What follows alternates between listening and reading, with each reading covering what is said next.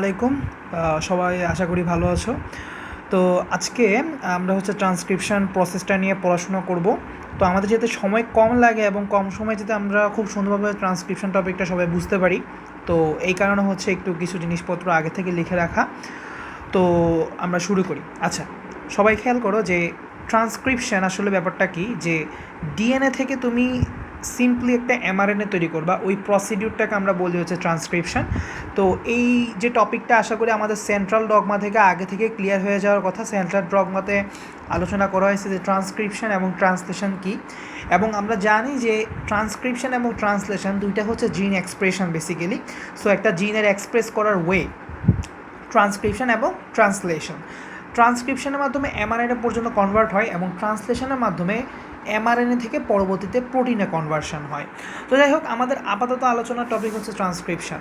So তোমার একটা DNA আছে, সেখান থেকে তুমি ডাবল স্ট্র্যান্ডের একটা ডিএনএ আছে, কি ডাবল স্ট্র্যান্ডের একটা ডিএনএ আছে, সেখান থেকে তুমি একটা সিঙ্গেল স্ট্র্যান্ডেড আরএনএ তৈরি করবা, বিশেষ করে এমআরএনএ তৈরি করবা, সেটাই তোমার ট্রান্সক্রিপশন। তো তার আগে আমরা জানি হয়তো বেসিক এতটুকু আমাদের জিনিস ক্লিয়ার আছে যে ডিএনএতে অবশ্যই কী থাকবে, এ টি সি জি এই ধরনের বেসগুলো থাকবে। বাট যখন ট্রান্সক্রিপশন হবে অ্যাট দ্যাট টাইম থাইমিনের পরিবর্তে কি বসবে, থাইমিনের পরিবর্তে বসবে ইউরাসিল। তো তখন এখানে দেখা যাবে, এখানে কি কি দেখা যেতে পারে, এখানে এ দেখা যেতে পারে, ইউ দেখা যেতে পারে, জি দেখা যেতে পারে, তারপর সি দেখা যেতে পারে, বাট কখনোই টি এটা দেখা যাবে না। তাহলে এটা আমাদের আশা করি আগে বেসিক থেকে ক্লিয়ার, জাস্ট একটু রিমাইন্ড দিয়ে দেওয়া। আচ্ছা, এখন ট্রান্সক্রিপশন প্রসেসের আমাদের মূলত স্টেপস শিখতে হবে, ঠিক আছে? সো যদি আমাদের সিকিউতে আসে তাহলে স্টেপসটাই আমাদের বেশি গুরুত্বপূর্ণ, যেটা আসতে পারে। বাট আসলে সত্যি কথা বলতে গেলে কি, তোমাদের ট্রান্সক্রিপশন এবং ট্রান্সলেশন এটা আসলে খুব কম আসে, কিন্তু তারপরেও যদি সিকিউর জন্য পড়তে হয় ইন দ্যাট কেস শুধুমাত্র স্টেপসগুলোই আসার মতো আছে। আর ট্রান্সক্রিপশানে কী কী প্রয়োজন, ঠিক আছে, যে রিকোয়ারমেন্টগুলো অবশ্যই বই থেকে দেখে নিবে, কারণ রিকোয়ারমেন্টসগুলো এমসিকিউতে লাগবে, ঠিক আছে? আর রিকোয়ারমেন্টস আসলে বানায়ও বলা যায়, কারণ তুমি আসলে এমসিকিউর জন্য পড়লেও ভালো, না পড়লেও হয়, কারণ তুমি আসলে জানো যে কী কী জিনিস লাগবে আর কী কী জিনিস লাগবে না। তারপরে একটাবার অবশ্যই দেখে নিতে হবে বই থেকে।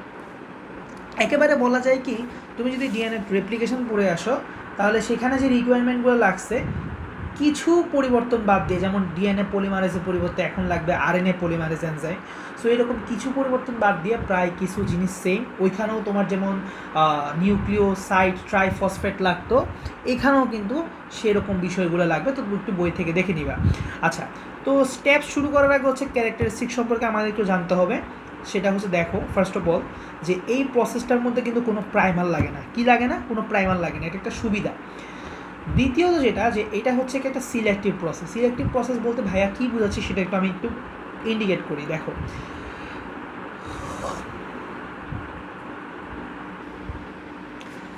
ধরো এই যে একটা ডিএনএ, এই একটা ডিএনএর তোমার কিন্তু আসলে পুরো অংশটা দরকার নাই। ধরো এই অংশটার মধ্যে তোমার কাঙ্ক্ষিত জিন আছে, যেটার জিন, এই কাঙ্ক্ষিত জিনটা আছে, এই জিনটার তোমার এক্সপ্রেশন দরকার, মানে এই জিনটা যেই কাজ করতে চাচ্ছে, ঠিক আছে, তোমার বডিতে যে অ্যাক্টিভিটিস শো করতে চাচ্ছে সেটা তোমার করানো তোমার এখন মূল কাজ। তাহলে আসলে পুরো ডিএনএটা কিন্তু ট্রান্সক্রিপ্ট হওয়ার দরকার নাই, কারণ ট্রান্সক্রিপশন হইলে আলটিমেটলি পরবর্তী স্টেপে ট্রান্সলেশন হবে, এর কারণে প্রোটিন তৈরি হবে। অর্থাৎ আমার এখন যে মুহূর্তে যেই কাজটা দরকার নাই, যেই জিনটা আমার এক্সপ্রেস করার এখন বর্তমানে দরকার নাই, আমি কি এখন সেই জিনটা সহ ট্রান্সক্রিপশন করব না? So God is very much creative in his creation. So আল্লাহ তাআলা কী করছে, যে বলছে যে তোমার এই জিন যেহেতু ট্রান্সক্রিপ্ট করা দরকার, তুমি শুধুমাত্র এতটুকু অংশ ট্রান্সক্রিপশন করার তোমার রাইট আছে। যেখানে আমরা একটু রেপ্লিকেশনের কথা যদি একটু আসি, যে আল্লাহ তাআলা জানে যে রেপ্লিকেশন ব্যাপারটা কি, এরকম সিলেক্টিভ হয়ে লাভ নেই, পুরা স্ট্র্যান্ড পুরা ডিএনএটাকেই অর্থাৎ তোমার রেপ্লিকেট করার প্রয়োজন পড়বে। যার কারণে আসলে ডিএনএ রেপ্লিকেশন কিন্তু একটা নন সিলেক্টিভ প্রসেস ছিল, অর্থাৎ তুমি একটা স্ট্র্যান্ডকে করবা বা একটা স্ট্র্যান্ডের একটা নির্দিষ্ট অংশ তুমি রেপ্লিকেট করবা, বাকিটা করবা না, এমনটা আসলে করা সম্ভব না, বাট ট্রান্সক্রিপশনের ক্ষেত্রে এটা করা পসিবল, বিকজ আমার একটা নির্দিষ্ট জিনিসের এক্সপ্রেশন আমার দরকার। সো আমি নির্দিষ্ট একটা সিলেক্টিভ এরিয়াতে আমি আমার ট্রান্সক্রিপশনটা করাতে পারি। ওই সিলেক্টিভ এরিয়াতে খালি তোমার প্যাচ খুলবে, প্যাচ খুলে এখানে তোমার সুন্দর মতে ট্রান্সক্রিপশন হবে। তাহলে আশা করি জিনিসটা ক্লিয়ার।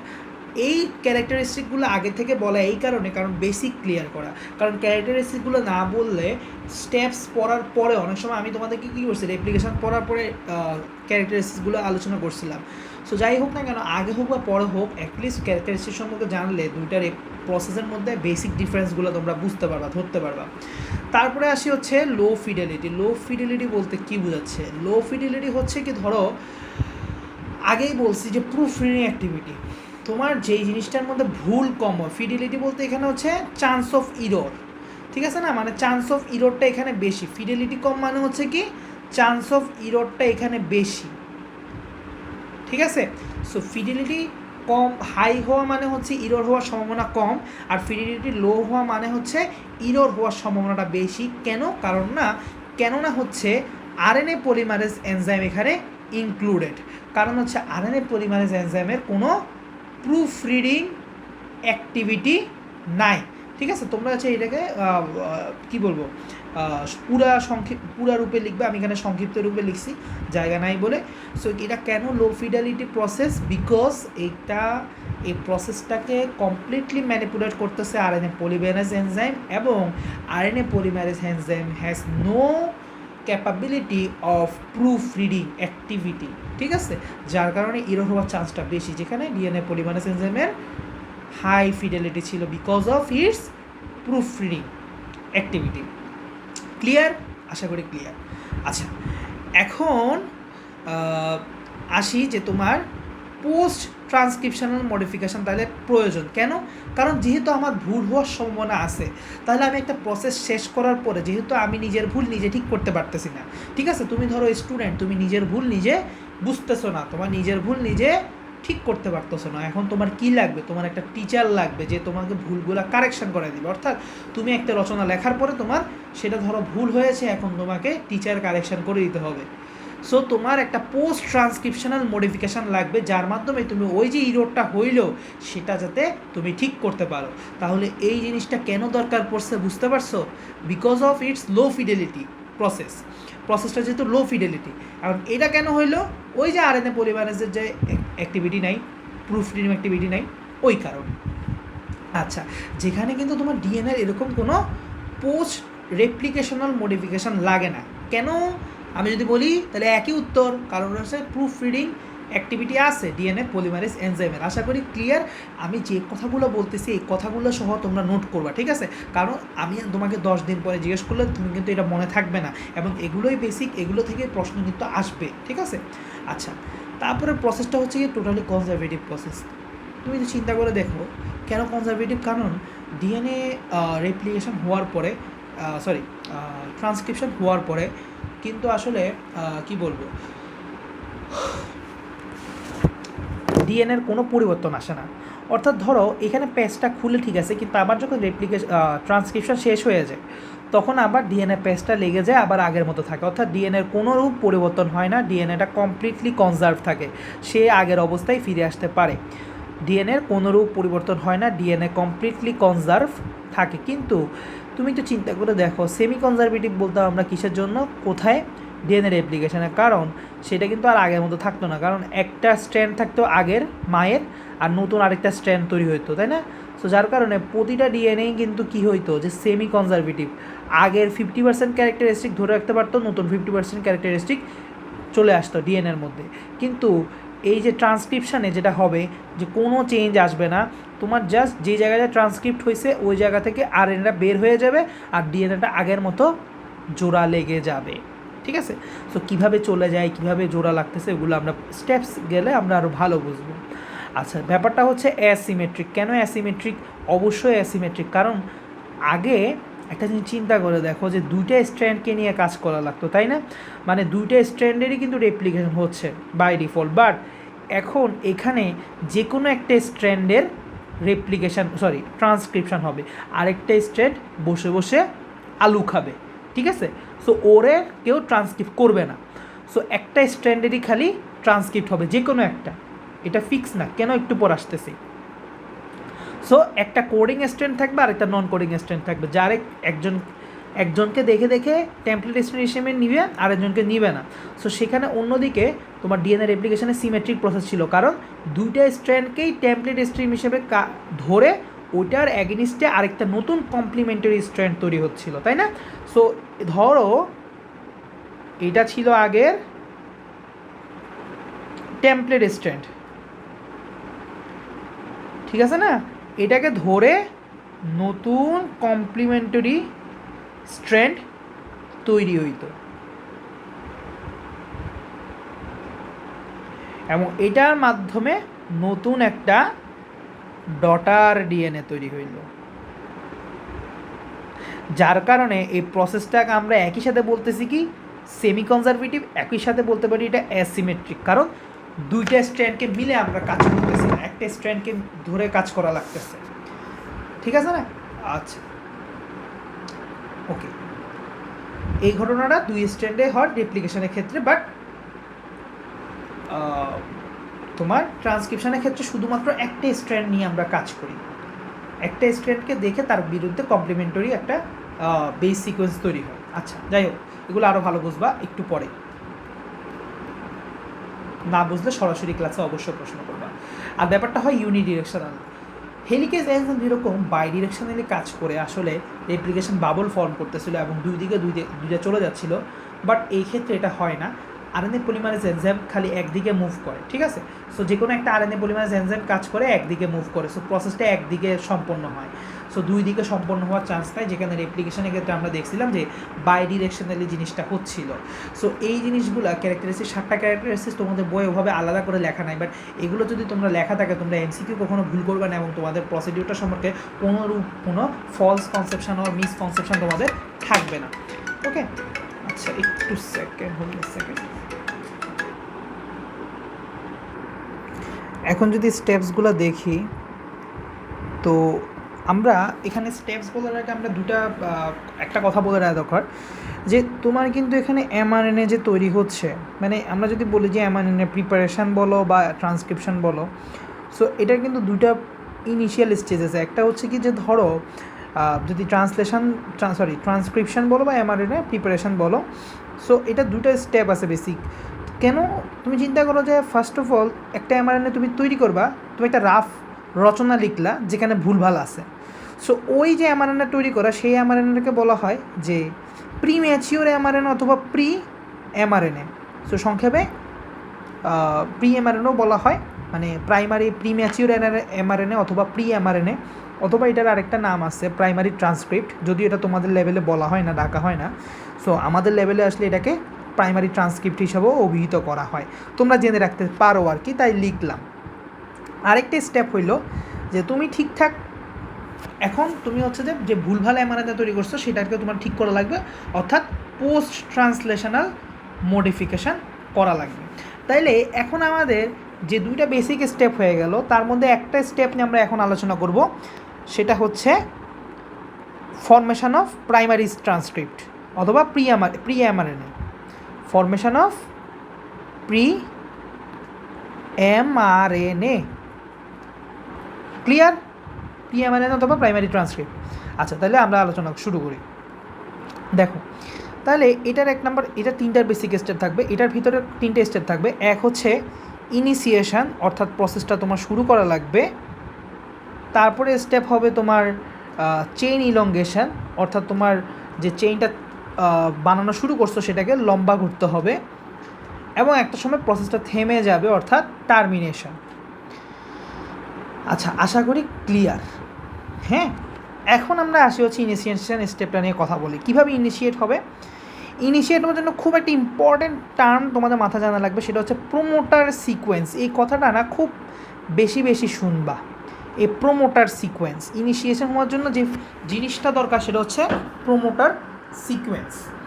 ধরো তুমি হচ্ছে এটা একটা তোমার ডিএনএ, আচ্ছা আমরা দুইটা স্ট্র্যান্ড দুইটা ভিন্ন কালারে কালার করি।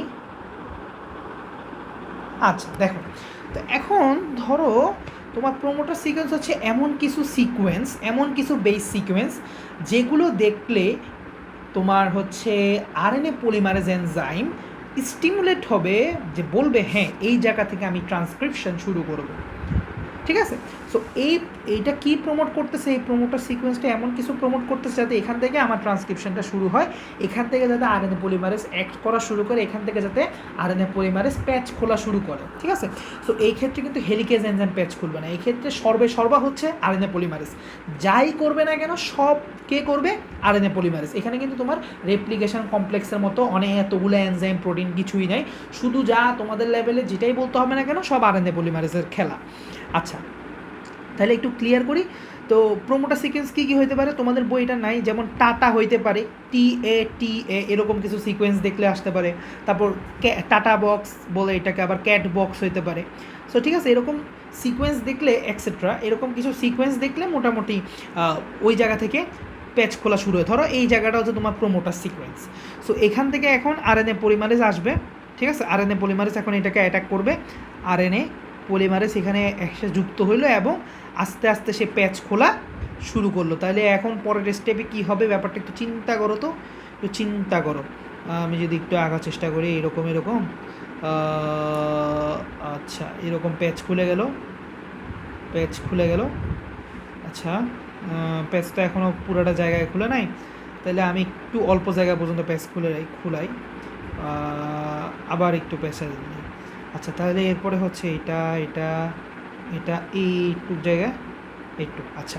সো যেহেতু বেশি জায়গা পর্যন্ত প্যাচ খোলাবো না, মাত্র আরএনএ পলিমারেজটা এন্টার করছে এখানে, ঠিক আছে না। সো এই জন্য আমরা বেশি প্যাচ খুলি নি। আচ্ছা এরপরে স্টেপ আরও প্যাচ খুলাবো। সো জাস্ট ইনিশিয়েট হয়েছে।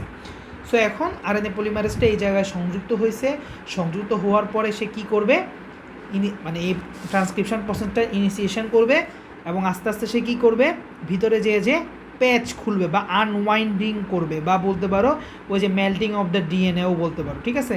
আনওয়াইন্ডিং করবে অথবা মেল্টিং করবে, যাই বলো না কেন মেল্টিং করা স্টার্ট করবে, অর্থাৎ দুটো স্ট্র্যান্ডকে আলাদা করা শুরু করবে। আলাদা করার কারণ আছে। আচ্ছা এখন আমরা ধরো চেইন ইলংগেশনে চলে আসি। আমরা এখন চলে আসি নাম্বার 2 স্টেপে, যেটা হচ্ছে চেইন ইলংগেশন। চেইন ইলংগেশনে হচ্ছে আসল ঘটনাগুলো আমরা এখন একটু বলা শুরু করি। এখন চেইন ইলংগেশনে স্বাভাবিকভাবে তোমার হচ্ছে, আমি ধরে নিয়ে আরও অনেক জায়গাটা তোমার হচ্ছে যে খুলে গেছে প্যাচ, তো আমরা একটু আরও বড় করে দেখি ছবিটা, তাহলে আমাদের জন্য বুঝতে সুবিধা হবে। ধরো এতটুকু অংশ হয়েছে, পুরো প্যাচ খুলে গেছে এতটুকু অংশ, তারপরে যে এত। আচ্ছা তারপরে আরেকটা স্ট্র্যান্ড নিই, সরি কালার আইটা নিতে যাচ্ছিলাম। আচ্ছা ওকে, আচ্ছা okay second, hold a second. আচ্ছা আমার এটা দেয়া সুন্দর হয় না, একটু সুন্দর করে প্যাচটা খুলতে পারতাম। আচ্ছা আচ্ছা আমি না একটু মানে তাড়াহুড়া করে করছি, যার কারণে ছবিটা সুন্দর করতে পারলাম না। আচ্ছা সো এরকম। আচ্ছা এই দিকটা যদি আমি আরেকটু সুন্দর করতে চাইতাম, তাইলে আসলে একটু সুন্দর করে আঁকে, যেহেতু আঁকতেছি, এত তাড়াহুড়া তো কিছু নাই। আচ্ছা ঠিক আছে, এখন হলো। তো এখন একটা জিনিস চিন্তা করে দেখো যে একটা নির্দিষ্ট জায়গা কিন্তু প্যাচটা খুলবে। সো এই জন্য এটা সিলেক্টিভ প্রসেস, এটা পুরা বিভিন্ন জায়গায় হবে না। এবং মজার ব্যাপার কি, এখানে কোনো ওরি তৈরি হচ্ছে না, এখানে কিন্তু জিনিসটাকে ইনিশিয়েশন পয়েন্ট বলতেছি আমরা, এখানে কিন্তু ওরির কথা বলতেছি না। সো ওরি কিন্তু অনেক জায়গায় মাল্টিপল জায়গায় তৈরি হতো, বাট এই ক্ষেত্রে কিন্তু আপনার একটা নির্দিষ্ট জায়গায় হবে এবং একটা জায়গায় হবে, এবং এটা ইউনিডিরেকশনাল হবে, ওই আগের মতো বাই ডিরেকশনাল হচ্ছে না। সো আরএনএ পলিমারেজ ধরো এই জায়গায় আছে, সে হচ্ছে যাচ্ছে প্যাচ খুলতেছে, সে ধরো এই পুরো জায়গাটা প্যাচ খুলে ফেলছে অলরেডি, আমরা জাস্ট বোঝানোর খাতিরে এটাকে সামনে রাখছি। আচ্ছা তো এখন সরি টু সে, তো আমাদের তো আমি বলছি যে এই জিনিসটা হচ্ছে অ্যাসিমেট্রিক প্রসেস, হয় এ হবে একে টেমপ্লেট হিসেবে ধরবে, না হয় একে টেমপ্লেট হিসেবে ধরবে। তো কাকে ধরবে আমি তো আসলে জানি না। ধরো এটা হচ্ছে 3', 5', আর এইটা হচ্ছে আমার 5', 3'। এখন আমরা যদি ধরে নেই যে এটা হচ্ছে আমাদের কোডিং স্ট্র্যান্ড। কি strand? Coding strand. Coding strand বলতে কি, যে স্ট্র্যান্ডের মধ্যে আমার জেনেটিক কোডটা আছে, যেই কোডটাকে আমি অ্যাকচুয়ালি এক্সপ্রেস করতে চাচ্ছি, যেটা আসলে কোডিং স্ট্র্যান্ড। যেমন তোমাকে বুঝাই, এ টি সি জি, তারপরে সি এ টি, সাপোজ একটু জন্য আমরা মার্কিং করলাম, এইটা হচ্ছে কোডিং স্ট্রেন্থ। তাহলে স্বাভাবিকভাবে এটার যে কমপ্লিমেন্টারি হবে এটা তো পুরোটাই এটার অপোজিট হবে, এটা পুরোটাই তার কমপ্লিমেন্টারি মানে এটার অপোজিট হবে, তাই না? টি এ জি সি সি জি টি এ, তার মানে এটা কিন্তু আর কমপ্লিমেন্টারি না, সরি এটা কিন্তু আর কোডিং স্ট্রেন্ড না, তার মানে এটা কিন্তু নন কোডিং স্ট্রেন্ড, এটা কিন্তু নন কোডিং স্ট্রেন্ড। এখন একটা জিনিস চিন্তা করো, একটা স্ট্রেন্ডের মধ্যে একটা হচ্ছে কোডিং একটা হচ্ছে নন কোডিং, ঠিক আছে না? তাহলে এখন আসলে কোনটাকে টেমপ্লেট ধরলে আমার বেটার বা বেস্ট হবে? এখন আমি যদি তোমাদের যে কোনো কাউকে প্রশ্ন করি উত্তর দিবা কি কোডিং স্ট্রেন্ডকে ধরায়, কিন্তু আমি বলবো যে বেশি বুদ্ধিমান সে অবশ্যই আমাকে বলবো ভাই আপনি নন কোডিং স্ট্রেন্ডটাকে টেমপ্লেট হিসেবে নেবেন। টেমপ্লেট স্ট্রেন্ড হিসেবে কাকে কাউন্ট করবেন? নন কোডিংকে। তো তখন আমি আবার প্রশ্ন করবো পাল্টা যে ভাই তুমি কেন এত বুদ্ধি তোমার মাথার মধ্যে কেমনে বুঝলা? সেটা হচ্ছে আমি যদি নন কোডিংকে টেমপ্লেট হিসেবে নেই তাইলে এইটার এগেনিস্টে আমি যে আরএনএ তৈরি করব সেটার সিকোয়েন্স তো এটাকে দেখে দেখে হবে, এটাকে দেখে দেখে হবে। তাহলে এ হবে এ হবে টি, সি সি সরি সি জি জি সি এ টি। দেখো তো এই যে সিকোয়েন্সটা আর নিচের যে সিকোয়েন্সটা মিলে গেছে কি না? কমপ্লিটলি মিলে গেছে। অর্থাৎ আমি যদি কোডিং স্ট্রেনের কোডটাকে নিয়ে আসতে চাই, বের করে নিয়ে আসতে চাই, তাহলে আমাকে আসলে নন কোডিংটাকে টেমপ্লেট ধরা লাগবে। That's the punching point here. তাহলে আমি আবারও জিনিসটা বুঝাই, তুমি যদি কোডিং স্ট্রেনকে টেমপ্লেট ধরো তুমি কিন্তু আসলে নন কোডিং একটা সিকোয়েন্স পেয়ে যেতা, কিন্তু আমার তো লাভের লাভ কিছু হইতো না, আমার তো কোডটা দরকার।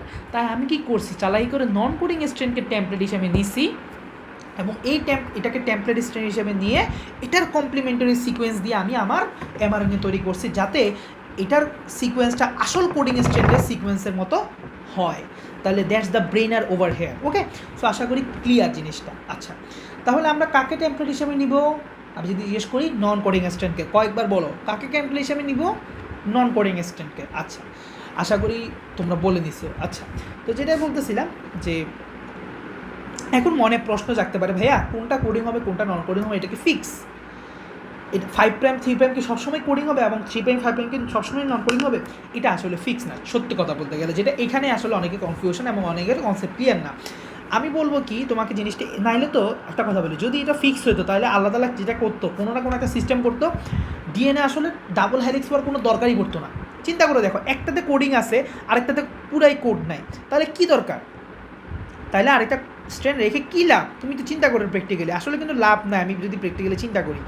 বাট অ্যাকচুয়ালি ঘটনাটা যেটা, যে ধরো তোমার যদি দুটো স্ট্র্যান্ড থাকে, তোমার যদি এক্স ওয়াই জেড এইরকম তিনটা জিন থাকে, তার মধ্যে দেখবে যে এক্স জিনটা হচ্ছে এই স্ট্র্যান্ডে, ওয়াই জিনটা এই স্ট্র্যান্ডে, জেড জিনটা হচ্ছে এই স্ট্র্যান্ডে।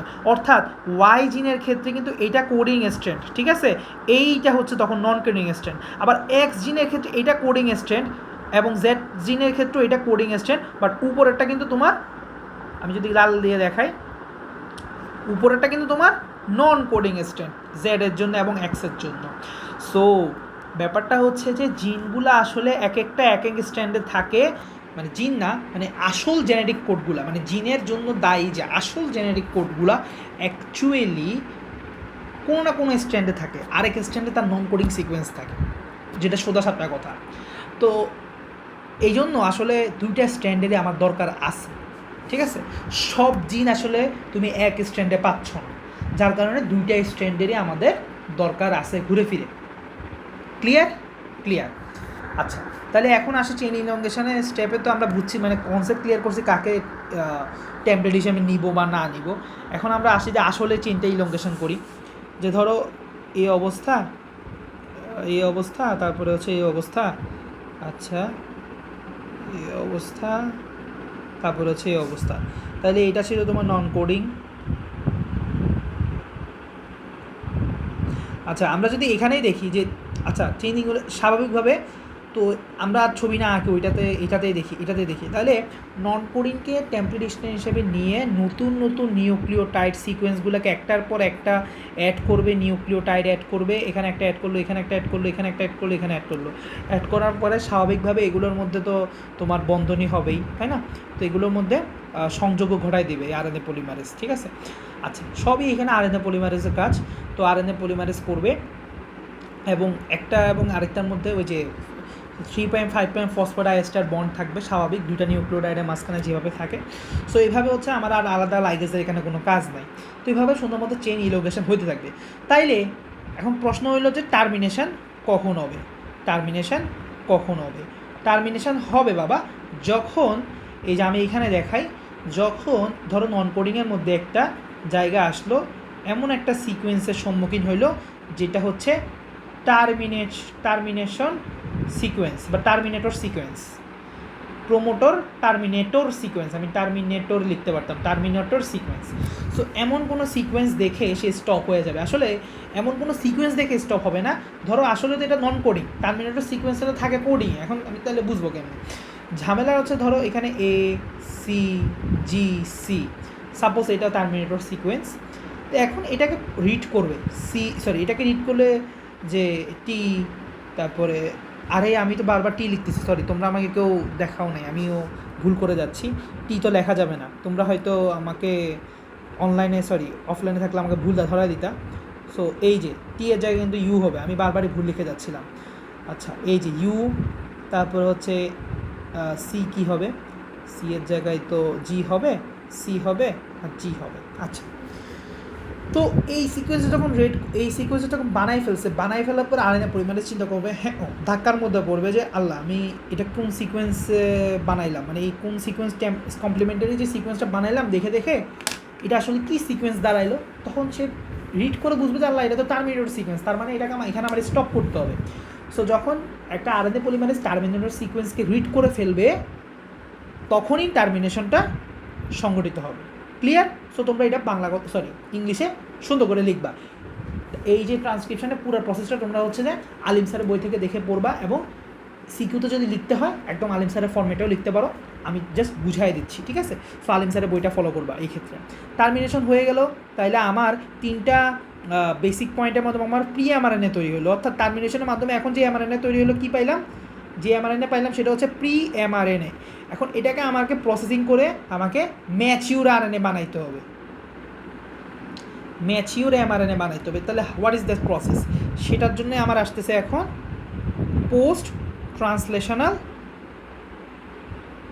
Transcriptional modification. ওকে, সো পোস্ট ট্রান্সক্রিপশনাল মডিফিকেশনেরও আবার বেসিক তিনটা স্টেপ আছে। এক হচ্ছে তুমি একটা জিনিস বানাইছো, ঠিক আছে? ধরো মাথা এবং মাথা মানে কী বলবো, একটা মানুষ, তুমি একটা কোনো প্রোডাক্ট বানাইছো, বা তুমি মানুষের কথা চিন্তা করো, একটা মানুষ বানাইলা, মানুষের এখন আমার চিন্তা আসলো কি মানুষটাকে বাইরে পাঠাবো রোদের মধ্যে, ঠিক আছে? সো এখন মাথার মধ্যে একটা ক্যাপ লাগানো দরকার আমি মনে করলাম। সো এরকম মাথার মধ্যে ক্যাপ লাগাইতে হবে এবং একটা লেজ যুক্ত করতে হবে। যদিও মানুষের লেজ থাকে না, আগে ধারণা করা হয়তো যে আমরা হয়তো আমাদের আদি মানুষদের লেজ ছিল। সো যে জিনিসটা করতে হবে, ক্যাপিং করতে হবে এবং টেইলিং করতে হবে। তো এই যে বিষয়টা, ক্যাপিং কোন এন্ডে করবা আর তোমার কি বলে টেইলিং কোন এন্ডে করবা, সেটা কিন্তু আসলে বুঝার একটা বিষয় আছে। সো ক্যাপিং করবা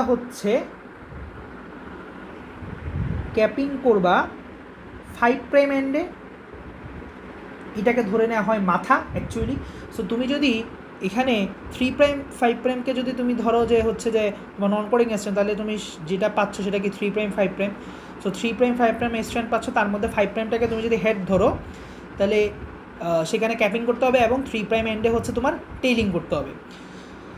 আচ্ছা, লেজ লাগাইতে হবে। এবং আরেকটা জিনিস করতে হবে, তুমি যখন এমআরএনএটা বানাইছো মাঝখানে ভুল হয়েছে, এবং ঘটনা হচ্ছে যেটা যে কিছু মানে নন কোডিং অঞ্চলও চলে আসছে একটা জেনেটিক কোডের মধ্যে। কিন্তু আসলে সত্যি কথা বলতে গেলে শুধু জেনেটিক কোডের মধ্যে অ্যাকচুয়ালি পুরোটা কোড থাকে না, এর মধ্যে কিছু জাঙ্ক পার্ট থাকে, কিছু হচ্ছে যে আসলে ভালো অংশ থাকে যেটা আমার আসলেই দরকার, বাদ বাকি অধিকাংশ অংশ হচ্ছে তো একদম বেদরকারি অনেক ইনফরমেশন থাকে। সো এই যে জেনেটিক কোডের মধ্যে যে বেদরকারি ইনফরমেশনগুলো, সেগুলোকে আমরা একসাথে ডাকি হচ্ছে ইন্ট্রন। সো যেটা হচ্ছে কি তোমার মানে বলা যায় কি নন এফেক্টিভ বলতে পারি, নন এফেক্টিভ জেনেটিক সিকোয়েন্স বলতে পারি। সো নন এফেক্টিভ যে জেনেটিক সিকোয়েন্স সেটা হচ্ছে আমার ইন্ট্রন, আর পাশাপাশি বলে রাখি এক্সন হচ্ছে কি তোমার ইফেক্টিভ পার্টটা, ঠিক আছে। সো ইফেক্টিভ পার্টটাকে কী রাখা হয় তোমার এক্সন। সো তোমাকে অ্যাকচুয়ালি আলটিমেটলি রাখতে হবে এক্সনটাকে, ইন্ট্রনটাকে বাদ দিতে হবে। সো ইন্ট্রনটাকে বাদ দেওয়ার যে প্রসেসিং সেটাকে বলা হয় স্প্লাইসিং। সো 3 নাম্বার আমাদের যেটা করতে হবে স্প্লাইসিং। সো আমরা কী কী করবো, ক্যাপিং করবো 5 প্রাইম এন্ডে, টেইলিং করবো 3 প্রাইম এন্ডে এবং স্প্লাইসিং করবো। And what is splicing? Splicing হচ্ছে তোমার যে প্রি-এমআরএনএ পাইলা, সেই প্রি-এমআরএনএ থেকে কিছু জাঙ্ক পার্ট যেমন তোমার ইন্ট্রন সেটাকে স্প্লাইস করে ফেলা বা সেটাকে বাদ দিয়ে দেওয়াকে আমরা বলতেছি হচ্ছে কি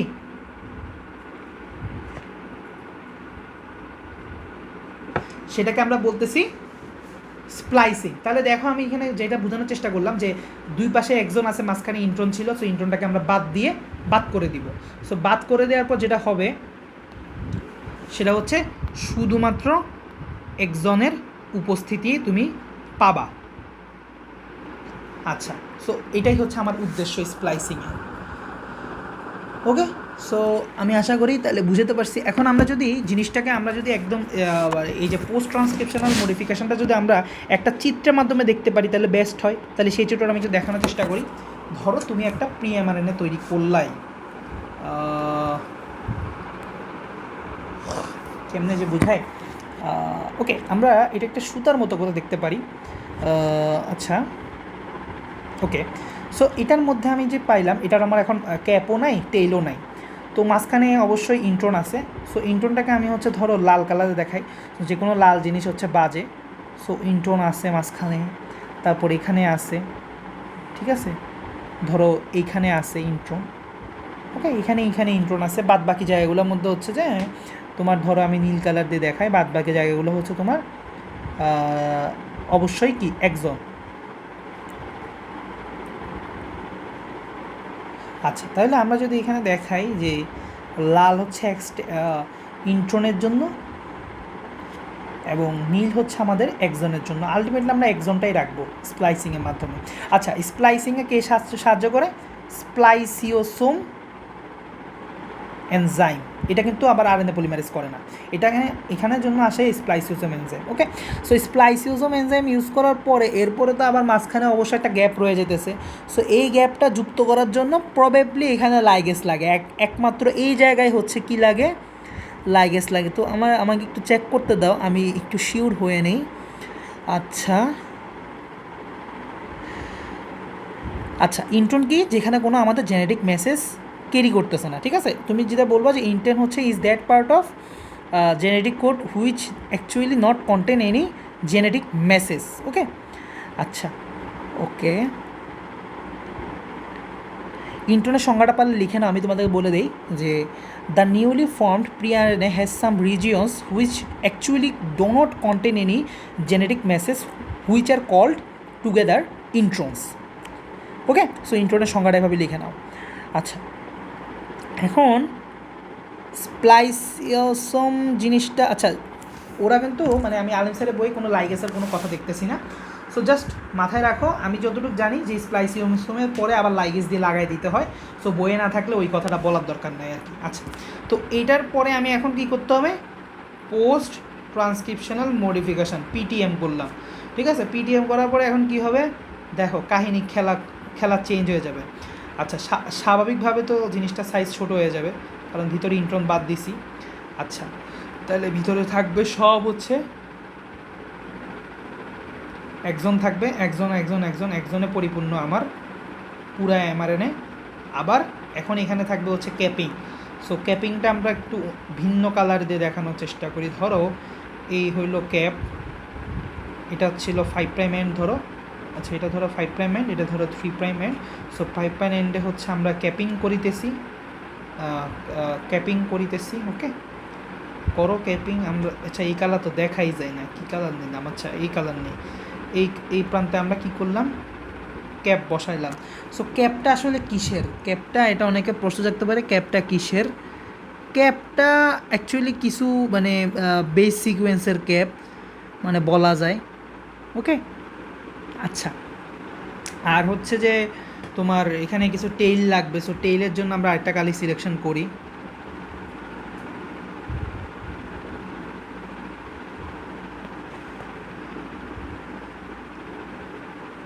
আচ্ছা, দেখা যাচ্ছে না বেসিক্যালি, এই জন্য কালো কালার দিয়ে আবার একটু করে নিলাম। তাহলে আমাদের আসল অংশটা হচ্ছে এইটা এমআরএনএ, আর এটা হচ্ছে আমাদের ক্যাপিং ক্যাপ, এটা হচ্ছে টেইল। সো এটাকে পলি এ টেইলও বলা হয়। কেন পলি এ টেইল বলা হয়? কারণ অ্যাডিনিনের অনেকগুলো অ্যাডিনিন বেস একসাথে হয়ে এই টেইলটা তৈরি করে, প্রায় 20 থেকে 250টার মতো এডিনিন এরকম তৈরি করে, ঠিক আছে। তাহলে এখানে হচ্ছে বেসিক্যালি এডিনিনের অনেকগুলো সিকোয়েন্স থাকে, এটাই হচ্ছে টেইলিং করা, একটা ক্যাপ লাগাই দেওয়া আর একটা টেইল লাগাই দেওয়া। অনেকটা এমআরএনএকে বলা যায় প্রোটেকশানের কারণে এই ক্যাপিং এবং টেইলিংটা করা হয়, যাতে এমআরএনএর মাঝখানের যে জিনিসপত্রগুলো যাতে ঠিকঠাক থাকে, ভেঙে চুরে না যায়। তাহলে আমার এটা ছিল কি প্রি এমআরএনএ, আর এটা হচ্ছে আমার ম্যাচিউর এমআরএনএ, এবং এটার মাধ্যমে আমার কী হইলো পোস্ট ট্রান্সক্রিপশনাল মডিফিকেশান হইলো। সো পিটিএম লিখলে ঝামেলা আছে, তোমরা পুরোটা লিখবা, কারণ নাইলে বোঝা যাবে না, কারণ এটা পোস্ট ট্রান্সক্রিপশনাল না পোস্ট ট্রান্সলেশনাল, অবশ্যই পোস্ট ট্রান্সক্রিপশনাল এটা। আচ্ছা, তাহলে আশা করি তোমাদের কনসেপ্টটা ক্লিয়ার হয়েছে কীভাবে ট্রান্সক্রিপশনটা হচ্ছে, আশা করি ঠিক আছে। আচ্ছা, আশা করি ক্লিয়ার। আমি দেখতেছি কি কিছু মিসিং দিয়েছি কি না, আমি একটু দেখি। আমার মিসিং দেওয়ার কথা না।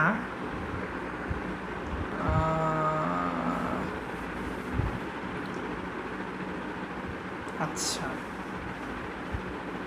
এই তো মোটামুটি এগুলোই তো, আসলে আমি মিসিং দিই না। তো ট্রান্সক্রিপশন প্রসেসটা সম্পর্কে আশা করি তোমাদের আইডিয়া হয়েছে। তোমরা এখন একটু দেখে নাও, আশা করি তোমাদের কোথাও কোনো কনফিউশন থাকার কথা না আর কি। যদি ক্লিয়ার হয়, এখন একটু এমআরএনএর বেসিকে আমি আগে বলছিলাম, যেটা তোমাদের হয়তো মাথায় ছিল না। এখন যে নতুন এমআরএনএ পাইছো, ঠিক আছে না, এমআরএনএ সিকোয়েন্সটা কীরকম হবে? এমআরএনএ সামনে ট্রেইলার থাকবে, লিডার থাকবে সামনে, তারপর ট্রেইলার থাকবে, 5 প্রাইম লিডার, 3 প্রাইম ট্রেইলার থাকবে। সো অনেকটা বলা যায় কি যে এগুলো ক্যাপ আর টেইলের সাথেই তুলনা করা যায়, কিন্তু ক্যাপ আর ট্রেইলার আর লিডার আসলে সেম জিনিস না। তো যাই হোক, তো এখন যেটা হচ্ছে যে তুমি ধরো একটা কোডনের কথা বলছিলাম, এটা ধরো পুরোটা একটা জেনেরিক কোড, ঠিক আছে না, AUGCC,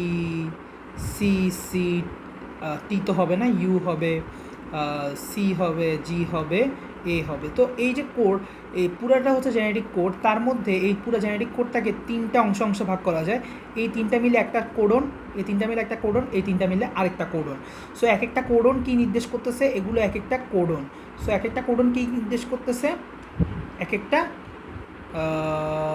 ডিনোট করতেছে কাকে? ডিনোটস এ অ্যামাইনো অ্যাসিড। তাহলে আমরা একটু এখন জেনে ফেলি যে কোডন কয়টা হইতে পারে। কোডন এরকম কয় ধরনের হইতে পারে কোডন, তাই না? তুমি তো চিন্তা করে দেখো, কোডন আসলে টোটাল 64টা কোডন হওয়া সম্ভব। এটা আমি কিভাবে বের করছি? এটা আসলে একটু ম্যাথ জানলেই বের করা পসিবল। তোমরা যখন বিন্যাস সমাবেশে ম্যাথ করবা, তোমরা হয়তো জানো যে রিপিটেটিভ পারমুটেশনে একটা ম্যাথ আছে। তোমার ঘর হচ্ছে তুমি 3টা জায়গায় 3টা জিনিস বসাইতে পারবা। এখন তোমার অপশান হচ্ছে AUGC, এই 4টার যে কোনো একটা বসবা। তাহলে তোমার হাতে অপশান আছে 4টা, বসানোর ঘর আছে 3টা, কারণ ট্রিপলেট তুমি নিচ্ছ, একটা ট্রিপলেটে একটা কোডন হচ্ছে। তাহলে তোমার আছে এখানে এই ঘরে ধরো বসানোর অপশান কয়টা আছে? 4টা। আচ্ছা, ভালো কথা। আবার এই ঘরে এখন বসানোর অপশান কয়টা? অবশ্যই আমাদের যেই সিকোয়েন্সটা, এটা রিপিটেটিভ হইতে পারবে, অর্থাৎ এ একবার বসে গেছে বলে এর পরের সিকোয়েন্স আবার এ বসতে পারবে এমন না। এ এ এ এরকমও একটা সিকোয়েন্স হতে পারবে, অর্থাৎ জিনিসটা রিপিট হতে পারবে। আমার এক ঘরে যে এ বসে গেছে, এর পরের ঘরে যে এ বসতে পারবে না, এমন কোনো নিয়ম নেই। অর্থাৎ জিনিসটা আমি রিপিট করতে পারবো। এই 4টা অপশান থেকে আমি রিপিট করার অপশান আমার আছে। তাহলে এইটাকেই বলে রিপিটেটিভ পারমুটেশন। অর্থাৎ আমরা রিপিটেটিভ পারমুটেশন জানলে আমরা জানি যে আমাদের এখানেও 4টা অপশান আছে, এখানেও বসানোর মতো 4টা অপশান আছে। আমরা যদি গুণ করে দিই 4³ = 64, তাহলে এভাবে কোডন পাবো আমরা 64টা। সো বিন্যাস সমাবেশ একটু জানলে আসলে বোঝা যায় যে কোডন যে 64টা, কিন্তু এমনি বইয়ের মধ্যে মুখস্থ দেওয়া আছে 64টা কোডনের মধ্যে। আসলে কিন্তু সবগুলো আসলে কোনো না কোনো অ্যামাইনো অ্যাসিডকে নির্দেশ করতেছে বলে মনে করতেছে, বাট আসলে না। অনলি 61টা অ্যামাইনো অ্যাসিড হচ্ছে তোমার কোনো না কোনো কোডনকে নির্দেশ করতেছে। তো বাকি 3টা আবার একটু ঝামেলা আছে। কেমনে কি? এর মধ্যে 3টা হচ্ছে স্টপ কোডন আছে। Stop codon. এই কোডনগুলোকে দেখলে কি স্টপ হয়? ট্রান্সলেশন স্টপ হয়ে যায়। আমরা যখন ট্রান্সলেশন টপিকটা পড়বো তখন আসলে এই টপিকটা লাগতো। আমরা এর আগে ক্লাসে, পরের ক্লাসে ট্রান্সলেশন যখন পড়বো যাতে একটু আগায় থাকতে পারি এই জন্য একটু পড়াই দেওয়া। আচ্ছা, তো স্টপ কোডন কী কী হইতে পারে? স্টপ কোডন কী কী হইতে পারে? স্টপ কোডন হইতে পারে তোমার, এইটা খুবই ইম্পর্টেন্ট এমসিকিউর জন্য, ইউ এ এ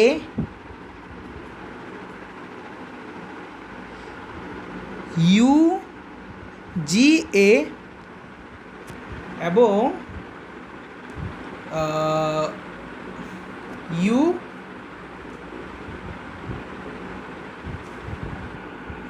এবং ইউ এ জি, এই তিনটা হচ্ছে স্টপ কোডন। এই তিনটা কোডন কোথায় থাকবে? এমআরএনের মধ্যে থাকবে। সো এমআরএনের মধ্যে যখন এই তিনটা কোডন দেখবে তখন কিন্তু তোমার ট্রান্সলেশন স্টপ হয়ে যাবে। আচ্ছা, ট্রান্সক্রিপশন কখন স্টপ হয়? কোডন দেখে না। ট্রান্সক্রিপশনের ক্ষেত্রে তো কোডনটা এখনও সংজ্ঞায়িত হয়ই নাই, কারণ ট্রান্সক্রিপশন তো যখন চলতেছিল তখন আমরা মাত্র এমআরএনএ তৈরি করতেছিলাম। কোডনটা থাকে হচ্ছে এমআরএনের মধ্যে। কোডন কিন্তু আমরা ডিএনএর মধ্যে থাকা অবস্থায় ডিফাইন করি না। ক্লিয়ার করো জিনিসটা। সো আমরা ট্রান্সক্রিপশন স্টপ হয় কিন্তু টার্মিনেটর সিকোয়েন্স দেখে। আর ট্রান্সলেশন কখন স্টপ হয়? এই তিনটে স্টপ কোডনকে দেখে। সো এই যে ভাইয়া মূল্যবান দুইটা কথা, এটাও লিখে ফেলো। ট্রান্সক্রিপশন স্টপ হয় হচ্ছে টার্মিনেটর সিকোয়েন্স দেখে, আর ট্রান্সলেশন স্টপ হয় তিনটা স্টপ কোডন দেখে। স্টপ কোডন কি? U A U G A U A G. ঠিক আছে, একদম মুখস্থ করে ফেলতে হবে। এই তিনটা কোডন খুব দরকার, খুব ইম্পর্টেন্ট। বাকি যে 61টা কোডন আছে এগুলো বাবা আবার ঠিক আছে, এগুলো কোনো না কোনো অ্যামিনো অ্যাসিডকে নির্দেশ করতেছে। এখন আবার ঝামেলা লাগিয়ে গেছে। অ্যামিনো অ্যাসিড সর্বসাকুল্যে হচ্ছে যে আমাদের বডিতে 20টার মতো আছে। 20টা অ্যামিনো অ্যাসিডের জন্য তো 20টা কোডন হলে এনাফ ছিল, 61টা কেন? এখানে লাগিয়ে গেছে হচ্ছে প্যাচ। সো এই জন্য আমাদের কোডনের কিছু বৈশিষ্ট্য আমি তোমাদেরকে পরের ক্লাসে বলবো। সো কোডনের কিছু ইউনিভার্সাল টাইপ আছে, মানে কোডনের কিছু ক্যারেক্টারিস্টিক আছে। অর্থাৎ আমি এখানে আগেই একটু বলে রাখি যে এমন কিছু অ্যামিনো অ্যাসিড আছে যাদের একের অধিক কোড, একের মানে মোর দেন ওয়ান কোড, মোর দেন ওয়ান কোড। কিছু কিছু অ্যামিনো অ্যাসিড আছে যাদের একের অধিক জেনেটিক কোডন আছে একের অধিক, ধরো একটারই 4-5টা করে আছে।